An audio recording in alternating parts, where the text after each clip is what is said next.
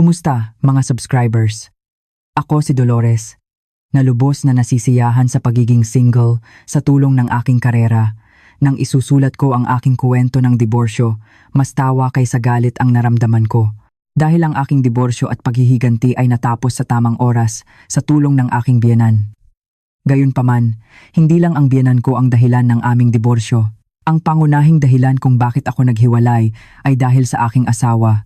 Kaya, sisimulan ko na ang kwento kung bakit ako umabot sa diborsyo. Mag-asawa kami ng asawa ko sa loob ng 2 taon.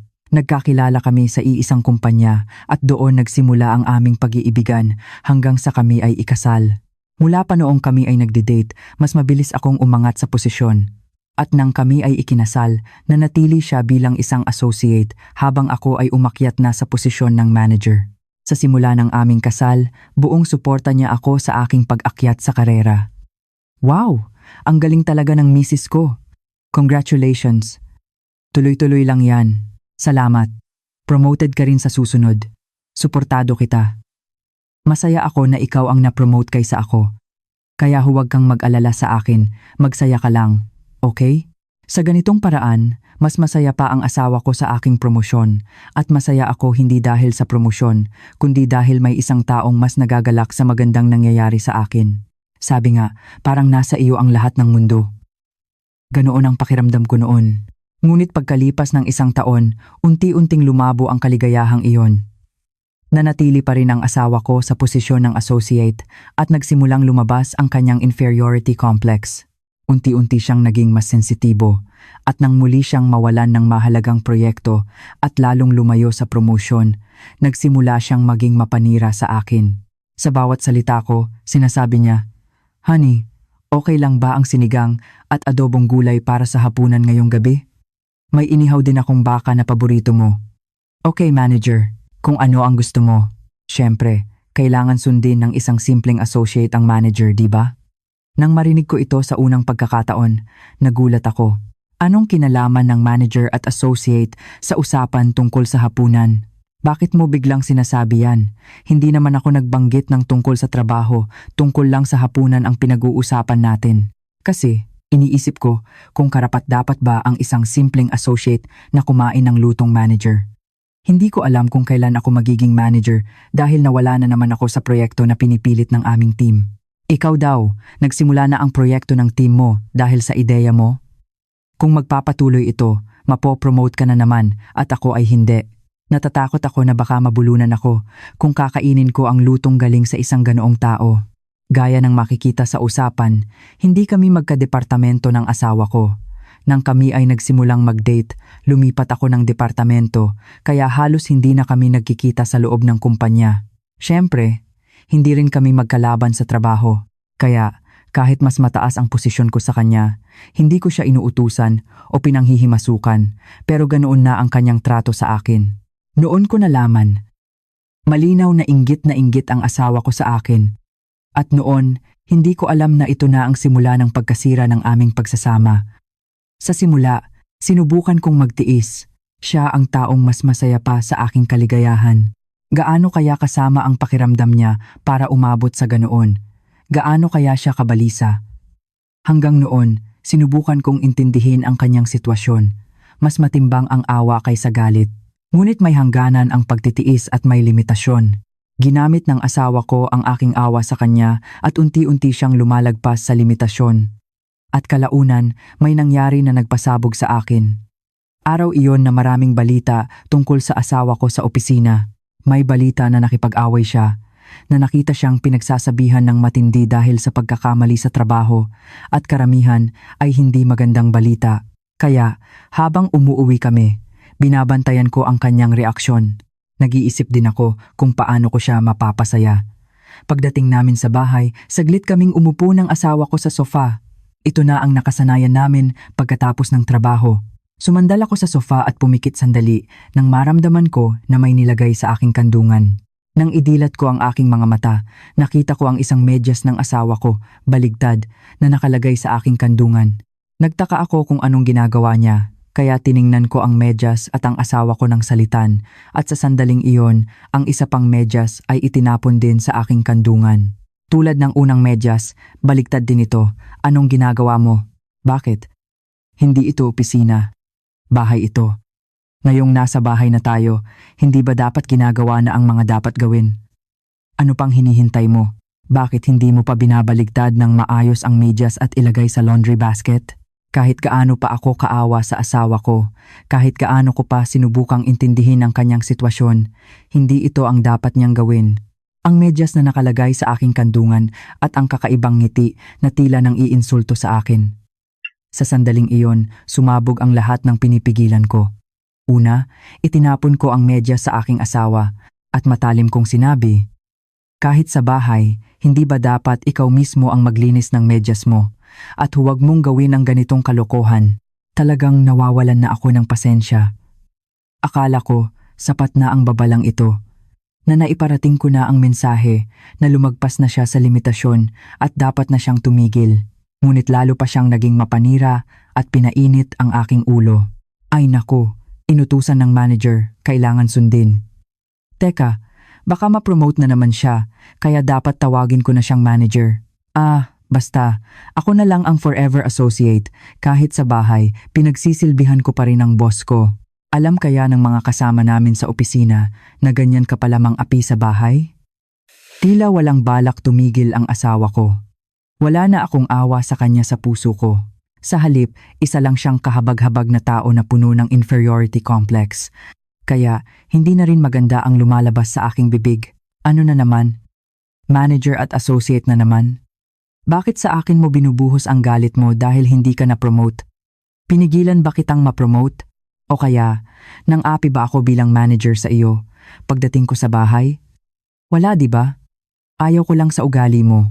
Ayaw ko sa pakiramdam na parang pinapamukha mo sa akin na mas mababa ako. Pakiramdam mo lang yan. Alam mo, kahit gaano ako kahirap, ako lang ang gumagawa ng lahat ng gawaing bahay para lang hindi mo isipin iyan. Wala akong reklamo sa iyo. Pero kung ganoon pa rin ang iniisip mo, hindi mo ba naiisip na ikaw ang sensitibo at kakaiba? Kaya ang ibig mong sabihin, ako lang ang kakaiba at sensitibo? Ibig sabihin, puno ako ng inferiority complex kaya pinahihirapan kita ng walang dahilan?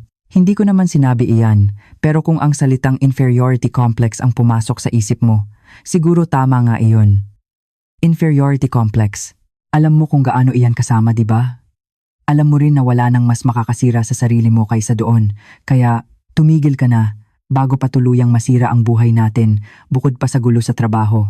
Tiningnan ako ng asawa ko ng may takot, at iyon ang unang pagkakataon na nakita ko ang kanyang mukha na may ganitong kalinaw na galit. At noon ko nalaman, ito pala ang pakiramdam na tinatawag nilang nawalan ng pagmamahal. Kalaunan, lumaki ang aming away, at pagkatapos noon, hindi na kami nag-usap ng maayos. Minsan, mas maganda pa nga. Dahil sa bawat salita niya, nangaasar siya at nangaapi, kaya mas payapa pa nga kung walang usapan. Ngunit ang kapayapaan na iyon at ang galit ay magkaibang bagay. Totoo na naging payapa ang sitwasyon dahil walang usapan, ngunit habang iniisip ko, lalo akong nagagalit. Dahil kahit anong isipin ko, wala akong kasalanan. Wala kaming intensyon na magkabati. At lalo kaming lumalayo sa isa't isa. At sa sitwasyong iyon, nagsimula ring mang-away ang biyenan ko. Padalhan mo naman ako ng allowance, manager. Makikipagkita ako sa mga kaibigan ko ngayon at gusto kong ipagmalaki ang aking manugang na manager. Kung ipagmamalaki mo, dapat ilibre mo na rin sila para maging tunay na pagmamalaki, di ba? Ilang beses nang nangyari ang ganitong tawag para humingi ng pera bawat buwan, ngunit lagi ko namang sinusunod ang kagustuhan ng aking biyenan at nagpapadala ng pera. Nagbabago ang aking asawa. At minsan, dahil sa kanyang mga salita at kilos, nagagalit ako sa kanya, ngunit sinubukan kong maging mabuti sa aking biyenan. Asawa ko siya at manugang pa rin ako ng aking biyenan. Gusto ko lang na maging maayos ang kanyang reputasyon. Ngunit nang magkaroon kami ng malaking away ng asawa ko, lahat ng iyon ay nawala. Kasabay nito, ang halaga at dalas ng allowance na hinihingi ng aking biyenan ay unti-unting lumaki. Ganoon din ang nangyari sa araw na iyon. Tulad ng dati, tumawag ang aking biyenan sa tanghalian at humingi ng pera ng walang pasubali. Kung i-10,000 o i-20,000 lang sana, ibibigay ko na lang. Kahit na nakakainis ang makitid na pag-iisip na ipinakita sa akin ng aking asawa, ayaw kong mag-aksaya ng oras at damdamin sa pakikipag-away sa aking biyenan para lang sa 10,000 o 2,000. Ngunit ang lumabas sa bibig ng aking biyenan ay isang halaga na hindi ko inaasahan. Manager, mayroon akong meeting sa mga kaibigan ko ngayon. Padalhan mo naman ako ng AN 100,000. Bibili ako ng bagong kasuotan. Mayroon akong manugang na manager, kaya hindi naman ako pwedeng tumunganga lang habang namimili ang iba, di ba? Alam mo naman, tanghalian ngayon, marami kang oras, ipadala mo na ngayon mismo. Sa buwang iyon, umabot na sa 50,000 ang unti-unting kinuha niya sa akin. Ngunit humingi na naman siya ng i-100,000 ng ganoon lang kadali, hindi ba ako magagalit? Oo naman. Ito na ang sitwasyon kung saan ang pagkamuhi ay lalong lumalala dahil sa mga ginagawa niya. Lalo na, at galit na galit ako sa aking asawa at hindi na kami nag-uusap. Alam ko na ginagawa ko ang lahat ng gusto niya at nagiging tanga ako sa pagpapadala ng pera. Hindi sila ang tunay kong magulang, kundi ang mga magulang ng aking asawa. Kung ibibigay ko ang lahat ng hinihingi niya, hindi ba ako tanga? Ngunit dahil sila na ang naging pamilya ko, handa akong maging tanga. Ngunit ngayon, naramdaman ko na hindi na ako dapat magpakatanga. Ako na nagbibigay halaga sa lahat ng limitasyon, ngunit matapos ang aking asawa, ang aking biyenan naman ang madaling lumagpas sa limitasyong iyon, kaya madali ko ring binitiwan ang pagiging tanga. Ma'am, wala rin po akong pera. Kung kailangan niyo talaga, tawagan niyo po ang asawa ko. Tanghalian din naman niya ngayon at hindi rin siya abala tulad ko. Sa tingin mo, hindi ko alam na tanghalian ng anak ko kaya ikaw ang tinawagan ko? Alam ko kung gaano kahirap kitain ng anak ko ang pera. Paano ko siya hihingian ng pera? Ito ang masamang pahayag ng aking biyenan na ang sarili niyang anak lang ang mahalaga. Kaya sumagot din ako ng may katapat na pabalang na sagot ng manugang. Ma'am, nakalimutan niyo po siguro, nagtatrabaho po ako sa iisang kumpanya ng anak niyo. At bukod pa riyan, ako po ang manugang na manager na lagi niyong ipinagmamalaki. Kung maraming trabaho, mas marami ang sa akin, kaya mas hirap ako, hindi ba? Kaya ano, hindi mo talaga ibibigay? Ibig sabihin, nagdadamot ka sa biyenan mo? Hindi po ako nagdadamot, natural lang po ang ginagawa ko. Ma'am, sa buwang ito lang, umabot na sa 50,000 ang nakuha niyo sa akin. Simula pa lang ng buwan, pero noong nakaraang buwan, I am 100,000 at noong nakaraang buwan pa, I am 000. Sa lahat ng ito, nagawa ko na ang parte ko. At ngayon, kailangan ko na ring mabuhay kaya wala na akong ibibigay na allowance. Pinaghirapan ko rin po ang perang ito kaya dapat gamitin ko rin para sa sarili ko, hindi ba? Siyempre, patuloy na nagalit ang aking biyenan at pinagalitan ako. Ngunit matatag ako at sinabi ko na wala na akong ibibigay sa hinaharap at pagkatapos ay binaba ko ang tawag. Siyempre, tinawagan ng aking biyenan ang asawa ko at umiyak at nagsimula ang aming ikalawang round ng away kinagabihan. Grabe ka talaga. Kahit gaano pa kasama ang relasyon natin, hindi mo dapat ginawa iyon sa nanay ko. Malamig? Alam mo ba kung magkano ang ipinadala ko sa nanay mo buwan-buwan mula nang tayo ay ikasal? Sa average, ay 100,000. Ay 100,000? Ngayon, humingi siya ng UN 100,000 at sinabi na ipasok ko agad. Bakit? Kung ikaw ang nasa posisyon ko, masaya ka bang ibibigay iyon? Oo, masaya akong ibibigay. Hindi ako kasing lamig ng puso mo. Lumabas na naman ang specialty ng aking asawa, ang pagiging mapilit at mapanira at tila hindi na kami magkaintindihan. Okay. Kung ganoon, ibalik mo sa akin ang lahat ng perang ibinigay ko sa nanay mo. Ikaw na napakabait, kahit paunti-unti o buo, pareho lang naman ang halaga. Espesyal kitang tutulungan para makapagmayabang. Tatawagan ko ang nanay mo at sasabihin ko na hindi ako ang nagbigay ng allowance, kundi ikaw. Siyempre, walang nasagot ang asawa ko. Iyon ang target ko sa sinabi ko.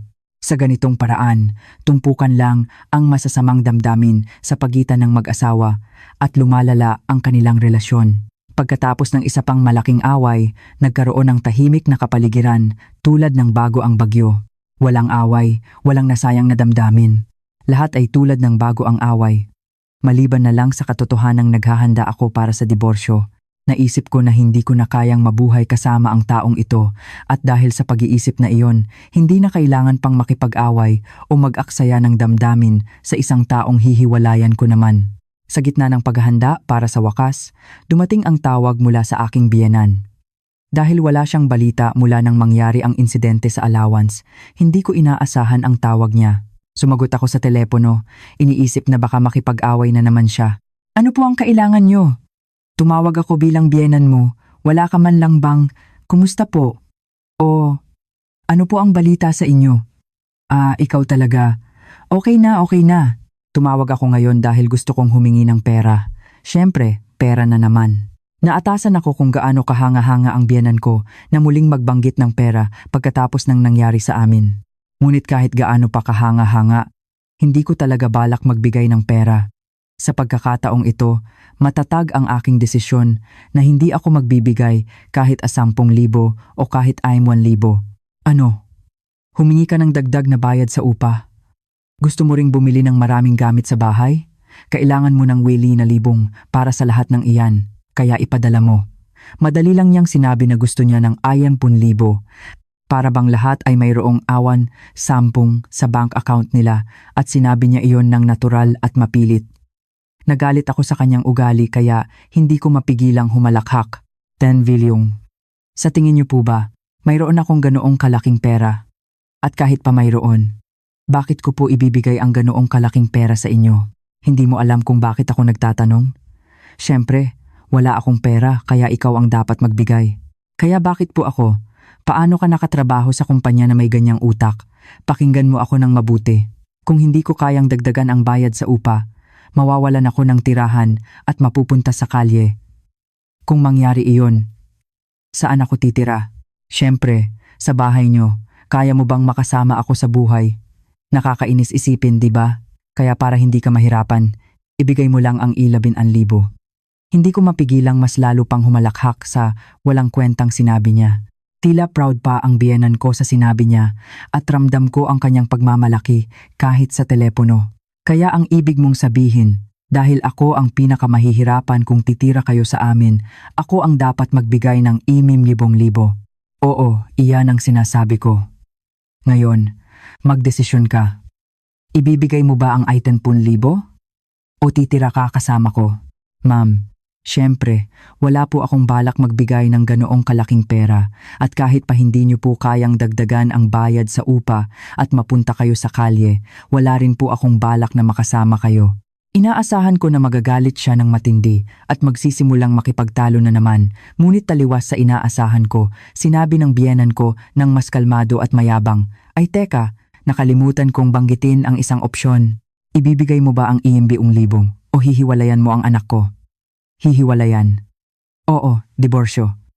Bakit? Natatakot ka bang hiwalayan kaysa sa biyenan mong walang pera at nakatira sa kalye? Nakakatawa talaga na binantaan niya ako ng diborsyo gayong naghahanda na ako para dito. Hindi ba nakakatawang pagbabanta na humingi ng 11,000 sa pamamagitan ng diborsyo kahit na hindi pa ako naghahanda para dito? Halos hindi ko na mapigilan ang tawa ko kaya hindi ako makasagot sa pagbabanta ng aking biyenan. Kaya inakala ng biyenan ko na natakot ako. At sinabi niya ng mas mayabang, kung ayaw mong hiwalayan, ipadala mo agad ang pera. Ipadala mo bukas. Naiintindihan mo? Opo, naiintindihan ko. Ipadala ko po bukas. Sumagot ako ng nakangiti at pagkatapos ay binaba ko ang tawag. At kinabukasan, ipinadala ko ang diborsyo papeles sa aking biyenan. Dahil wala akong balak magbigay ng pera, ipinadala ko ang diborsyo papeles upang maghiwalay tulad ng sinabi ng aking biyenan. Galit na galit ang biyenan ko at pinuntahan ako. Itinapon niya sa akin ang diborsyo papeles at nagsimulang sumigaw. Sinabi kong ipadala mo ang pera, pero diborsyo papeles ang ipinadala mo. Akala ko may kakaiba ka nitong mga nakaraang araw, pero tuluyan ka na palang nabaliw. Bakit po? Sinabi niyo po na kung ayaw kong magbigay ng pera, hihiwalayan niyo po ako, di ba? Ayaw ko po magbigay ng pera, kaya ang natitira lang ay ang hiwalayan, at ayaw ko rin po. Kaya ipinadala ko ang diborsyo papeles, may mali po ba sa ginawa ko? Tiningnan ako ng biyenan ko mula ulo hanggang paa na may mukhang gulat na gulat. Pagkatapos, nagalit siya sa akin at sinabi, Hindi mo ba talaga alam na mali ang paghahanda mo ng diborsyo papeles na alam mong hindi ka karapat-dapat? Anong kulang sa anak ko at gumagawa ka ng ingay para lang makipaghiwalay? Nakakainis talaga. Ma'am, hindi po ako ang naglagay ng diborsyo sa mga opsyon nyo, kundi kayo po. Sinasabi niyo po na wala ako sa tamang pag-iisip at baliw ako. Pero kayo po ba? May problema po ba kayo sa ulo? Mukhang malala po, kaya pumunta muna kayo sa doktor. Nilalagay mo ba ako sa posisyon na may demensya? Ito talaga. Ginagawa mong baliw ang isang taong normal. Sino ka ba? Kaya nga po. Sino po ba ako para utusan niyo po na bigyan kayo ng ganoong kalaking pera? Ganoon din ang anak niyo. Siya lang ang magaling at mahusay na anak sa inyo, pero sa akin, hindi po. Ngayon na ang pagkakataon para ibalik ko ang anak niyo, kaya sana maging masaya kayo sa anak niyong mahusay. Ibinigay ko pabalik sa aking biyenan ang diborsyo papeles na nahulog sa sahig at sinabi, at tila naramdaman din ng biyenan ko na hindi lang ako nagsasalita ng walang laman. Sa loob ng wala pang 5 segundo, nakita ko ang kanyang mga mata na mabilis na gumulong. Nang puntahan niya ako, ang plano niya ay pigilan ako na muling magbanggit ng diborsyo at kuhanin ang pera. Akala niya, ang diborsyo papeles na ipinadala ko ay para lang sa pagpapanggap upang takutin siya, tulad ng pagbabanta niya sa akin. Ngunit nang malaman niya na seryoso ako, gaano kaya kagulo ang isip niya? Sa madaling salita, narinig ko ang kanyang utak na nagtatrabaho. Sinubukan ng biyenan ko na mag-isip, ngunit tila wala siyang maisip na solusyon, kaya nagsimula siyang gawin ang pinakamahusay niyang ginagawa, ang pagiging mapilit. Sige, hiwalayan na. Wala akong pakialam kung hihiwalayan ka, pero ibigay mo ang pera. Kahit hiwalayan ka, ibigay mo ang ayen 10,000. Gusto ko ng 110,000 anili nilong. Tila may multo ng 110 anili ang biyenan ko at nagalit siya sa akin na humihingi ng ay 10. Ang sitwasyon at ang kanyang reaksyon ay lubos na nakakagulat, ngunit sa sandaling iyon, isang henyong ideya ang biglang pumasok sa aking isip. Tila iiyak na lang ang biyenan ko sa kanyang kinatatayuan, parang isang 5 taong gulang na bata. Natawa ako sa aking biyenan at sinabi ko sa kanya ang isang address. At pagkatapos ay sinabi ko, Ma'am, sayang lang ang oras niyo sa akin. Hindi ko po talaga ibibigay ang pera kahit pa magwala kayo at maghubad dito. Kaya, pumunta po kayo dito. Dito po, makukuha niyo ang lahat ng gusto niyo. Siguro. Nang marinig ng biyenan ko ang sinabi ko, pinunasan niya ang kanyang luha na parang walang nangyari at tiningnan ako ng nagliliwanag na mata. Saan ito? Pumunta po kayo. Malalaman niyo po pagdating niyo. Mas madali niyo pong maiintindihan kung makikita niyo mismo kaysa sa ipapaliwanag ko lang. Tiningnan ako ng biyenan ko ng may pagdududa, ngunit dahil wala siyang ibang pagpipilian, umalis siya. Pagkatapos umalis ng biyenan ko, 1 oras ang lumipas at tumawag ang asawa ko. Baliw ka ba? Bakit mo sinabi sa nanay ko ang address na iyon? Anong balak mo? Bakit? Kailangan ding malaman ng nanay mo na may kabit ka. Hindi nanay ko, nanay mo siya. At pera ang hinihingi niya, hindi sa akin, kundi sa manugang niya. May mali ba doon? Oo, tama, may kabit ang asawa ko. Isang babae na nagtatrabaho sa parehong kumpanya namin at kapareho ko ng posisyon. Isang babae na karaniwang hindi maganda ang relasyon sa akin at tila pumupunta siya sa opisina para lang mag-isip kung paano niya ako mapapahiya. Ganoon siya sa akin, ngunit nang lumamig ang relasyon namin ng asawa ko, mabilis niyang nalinlang ang aking asawa at nakikipagrelasyon sa kanya. Alam niyo ba kung paano ko nalaman ang kanilang relasyon? Napakalakas ng loob nilang magkamay at maglandian sa pantry ng opisina, hindi sa ibang lugar. At nakita ko iyon mismo. Honey, ang sama ng mukha ng asawa mo ngayon. Nag-away na naman ba kayo kahapon? Away? Hindi nga kami nag-uusap paano kami mag-aaway. Sinabi ko na sa'yo, magkasama lang kami sa iisang bahay. Separate rooms pa nga kami. Kaya wala naman palang nangyayari. Bakit ganyan pa rin ang mukha niya? Nakakatakot ang aura niya. Kaya ayaw ng mga tao sa kanya. Tulad ko at ikaw, bilang mga halimbawa. Bakit hindi? Sinabi ko na sa iyo. Sa bahay, manager pa rin siya buong araw kaya sobra akong stressed. Parehong manager, pero malayo ang agwat niyo. Ikaw, walang authoritative na pakiramdam. Puno lang ng aura, pero ang babaeng iyon, wala namang aura, puro authoritative lang. Ay talaga? Anyway, didiretso ka ba sa bahay pagkatapos ng trabaho ngayon, honey? Wala akong lakad at malaya ako ngayon. Kung ganoon, hindi ako pwedeng dumiretso sa bahay, di ba? Sa bahay, may nakakatakot na manager lang. Kaya, makikipag-date na lang ako sa'yo imbes na umuwi. Hindi ba kahanga-hanga ang dalawang tao? Hindi sila humihingi na malaman na sila ay nagtataksil, ngunit hindi ko alam kung malakas lang ang loob nila o wala lang silang isip. Una, videohan ko ang dalawa, at pagkatapos ay umalis ako. Pwede sana akong pumasok at gumawa ng gulo, ngunit nasa opisina kami at ayaw kong gumawa ng malaking gulo. Sa halip, tinawag ko ang dalawa sa bahay. Ipinakita ko sa kanila ang video ng kanilang dalawa at pinauwi sila, at wala pang 10 minuto, tumakbo sila pauwi. Akala ko, magsosorry man lang sila. 입이 떨어지지 않으면 죄 지은 사람의 모습으로 주눅이라도 든 모습을 보일 거라 생각했죠. Engunit tayo lay sobra ang inaya, asahan KOSAda alawa. Baliw ka ba? Ito ay isang paglabag sa privacy. Hindi mo ba alam na krimen ang ginagawa mo? Oo, Manager Yu, hindi tama ito. Bakit mo ito kinunan? Balak mo bang ipaalam sa kumpanya? Walang paumanhin ang dalawa. Sa halip, galit at pagbabanta ang ibinuhos nila sa akin. Sa sandaling iyon, pumasok sa isip ko ang isang bagay. Hindi ko na dapat makipag-ugnayan sa mga taong ito. Kung makikipaglaro ako sa basura, basura lang din ang makukuha ko, di ba? Kung gusto kong gumawa ng gulo sa kumpanya, hindi ba't hinila ko na ang kanilang mga buhok sa sandaling nakita ko silang gumagawa ng ganitong kalokohan? Kaya bakit mo ipinadala ang video na ito at pinauwi kami? Kung sinabi ko lang na umuwi, pupunta ka ba? Sige na. Hindi ko na kayang makasama ka. Hihiwalayan kita. Kaya, mag-impake ka na at umalis ka agad. Isama mo na rin ang babaeng kasama mo.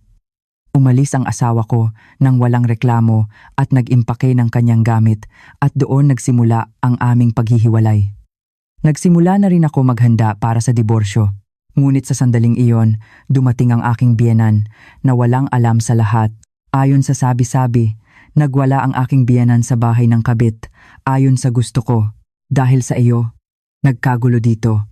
Nagwawala ang nanay ko, sinasabi na hindi siya mabubuhay kung hindi mo ibibigay ang Ayan Labing Ima. At sinasabi ni Manager Jiang na hindi niya matatanggap ang nanay ko, kaya ako daw ang dapat na ayusin ito. Anong gagawin mo? Bakit sa akin mo itatanong? Ikaw ang dapat na gumawa ng paraan. Ikaw ang gumawa ng gulo na ito, kaya ikaw ang dapat na managot. Hindi. Hindi talaga. Ang babaeng nagwawala sa bahay na iyon ay ang nanay mo. Ang taong ayaw tanggapin ng nanay mo at nagpapapili sa iyo ay ang kabit mo at ikaw ang sentro ng lahat ng ito. Kaya, dahil ikaw ang may kaugnayan sa lahat ng ito, ikaw ang dapat na gumawa ng paraan. Oy, ganyan ka ba talaga? Kung hindi mo sinabi sa nanay ko ang address na iyon sa simula, hindi sana nangyari ito. Kung hindi ka ng babae sa simula, hindi rin sana nangyari ang ganito. Dahil nahihirapan ka ngayon, aayusin ko ito para sa iyo. Iwanan mo ang isa sa kanila. Magaling ka naman mag-iwan, di ba? Tulad ng pag-iwan mo sa akin, ganoon lang kadali. Naiintindihan mo? Nagbigay ako ng napakasimpleng sagot at pagkatapos ay ibinaba ko ang tawag. Pagkatapos, sinabi na pinili ng asawa ko na manatili sa tabi ng kabit at iniwan ang kanyang nanay na nagluwal at nagpalaki sa kanya. Sinabi raw niya na huwag na siyang bumalik dito. At kung muli siyang bumalik, isusumbong niya sa pulisya. At kinabukasan, tila napaisip ang nanay ko na ang pag-iwan sa kanya ng kanyang anak ay kasalanan ng kabit kaya personal na pinuntahan ng nanay ko ang opisina. Hindi pinansin ng nanay ko ang manugang niya at dumiretso siya sa kabit at hinila ang kanyang buhok. Paano ka naglakas loob na linlangin ang anak ko? Hindi lang sapat na sinira mo ang pamilya ng isang taong may pamilya, sinusubukan mo pang putulin ang relasyon sa pagitan ng mag-ina. Ikaw ang tinatawag na ahas sa ganitong uri ng sitwasyon. Sige, sabihin mo ng totoo. Ano ang gusto mong makuha sa pagdikit mo sa anak ko? Sa tingin mo, karapat-dapat ka sa anak ko. Baliw ba ang matandang ito? Anong nilinlang ko at hindi ako ang pumutol sa relasyon ng mag-ina, kundi ang anak mo mismo? Iniwan niya ang nanay niya para lang makasama ako. Ano ang magagawa ko? Kaya, tumigil ka na at umalis. Kung ayaw mong hindi mo na makita ang mukha ng anak mo habang buhay? Ang bastos na ito. Paano ka naglakas loob na pagbantaan ako gamit ang anak ko? Sige, Ngayon, aayusin ko ito. Sisiguraduhin kong hindi ka na makakapagtaas ng mukha sa opisina. Sa ganitong paraan, sumigaw ang nanay ko at masayang hinugot ang buhok ng kabit. Napakasaya ng eksenang iyon at hindi ko namalayan na napatawa na ako.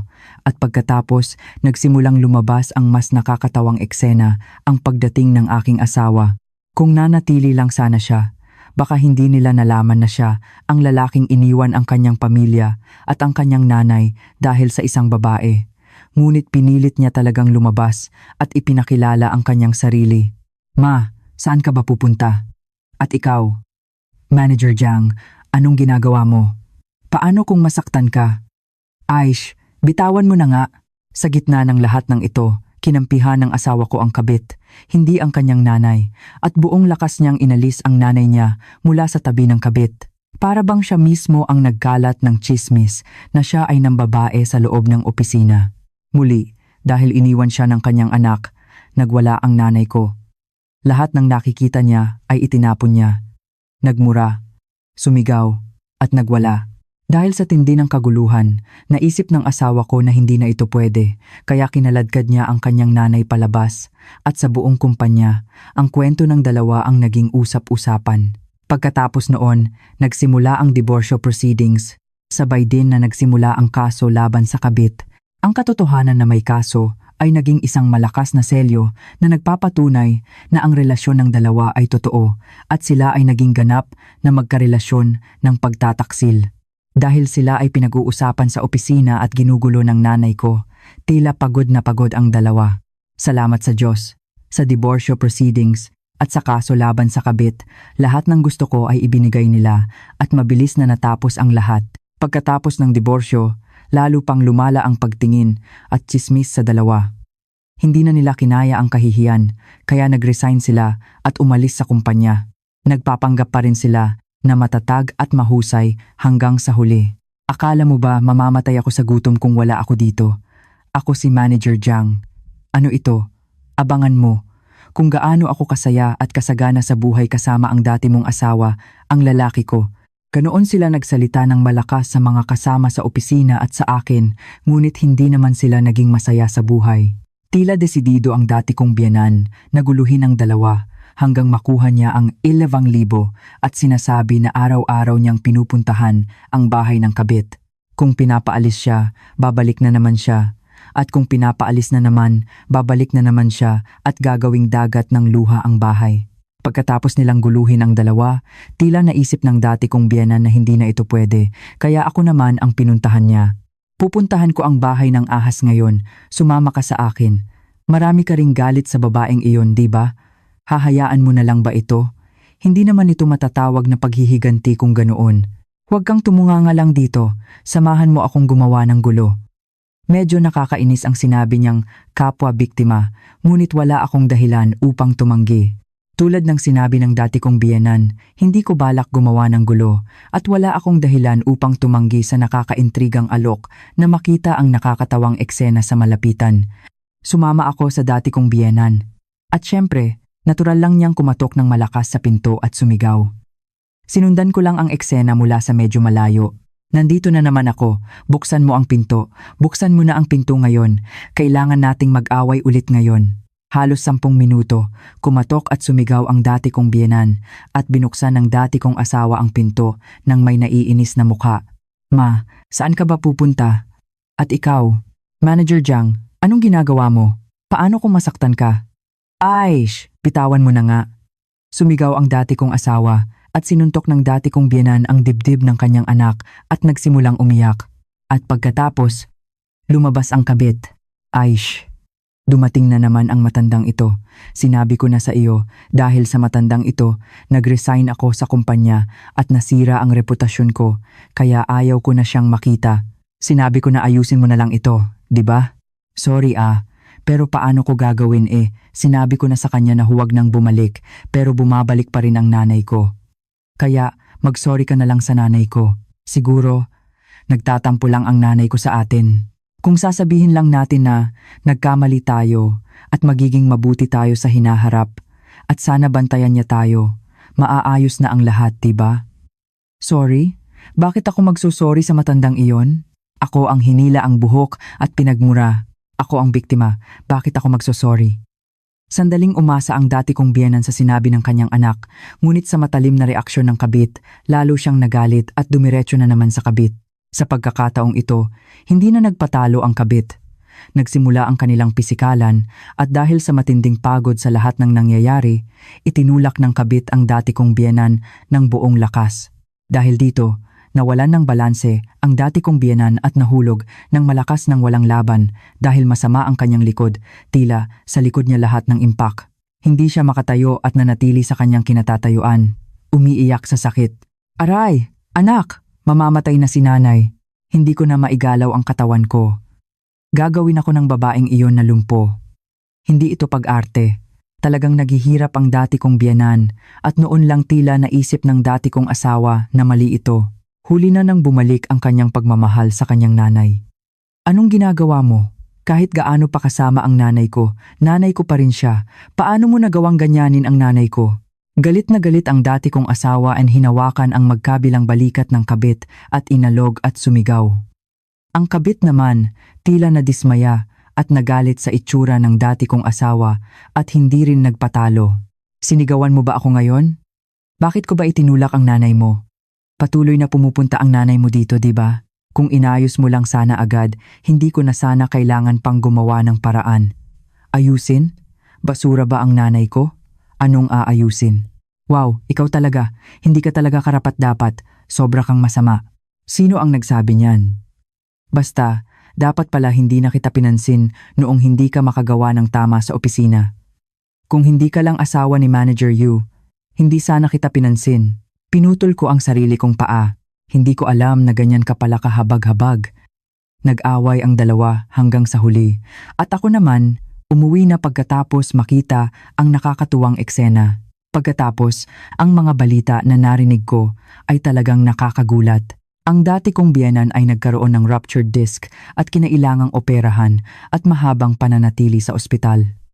Ang dati kong asawa naman, para palitan ang kanyang nanay, ay kinasuhan ng physical injury ang kabit. Para hindi magpatalo, kinasuhan din ng kabit ang dati kong biyenan ng trespass, harassment at physical injury. At pinuntahan nila ako para humingi ng testimonya. Mukhang nag-away ang dalawa dahil sa kaso at nagtaasan ng boses at pareho silang pinuntahan ako, sinasabing mayroon akong ebidensya. Nakita mo lahat ang pagtulak ng babaeng iyon sa nanay ko, di ba? Magbigay ka ng testimonya. Hindi, maraming galit si Manager Yu sa lalaking ito at sa nanay niya, di ba? Huwag mo siyang tulungan. Tulungan mo ako.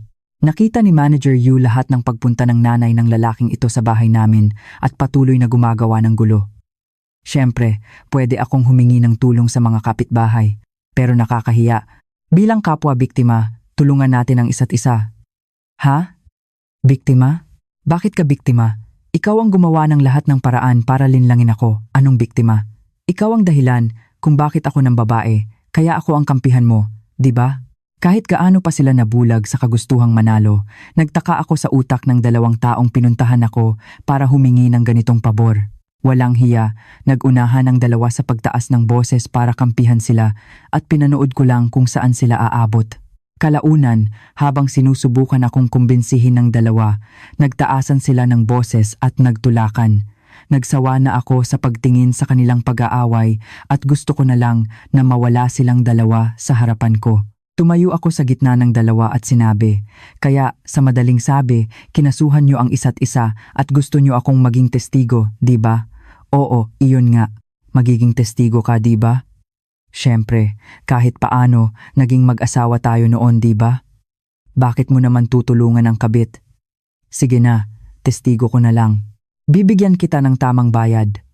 Nagsimulang ilapit muli ng dalawa ang kanilang mukha sa akin at una kong sinabi sa dati kong asawa ang aking desisyon. Sa tingin mo, may natitira pa bang pagmamahal sa atin? Matagal mo nang winasak ang pagmamahal na iyon. Wala nang pagkamuhi, kundi pagkasuklam lang. Kaya tumigil ka na sa mga walang kwentang salita at mawala ka sa paningin ko. At sinabihan ko rin ang kabit na tumitingin sa akin nang may pag-asa. Anong pinag-asa mo? Ikaw din. Ikaw lang ba ang nambabae? Magkasama kayong nambabae, di ba? Kaya huwag ka na ring magsalita ng walang kwenta at umalis.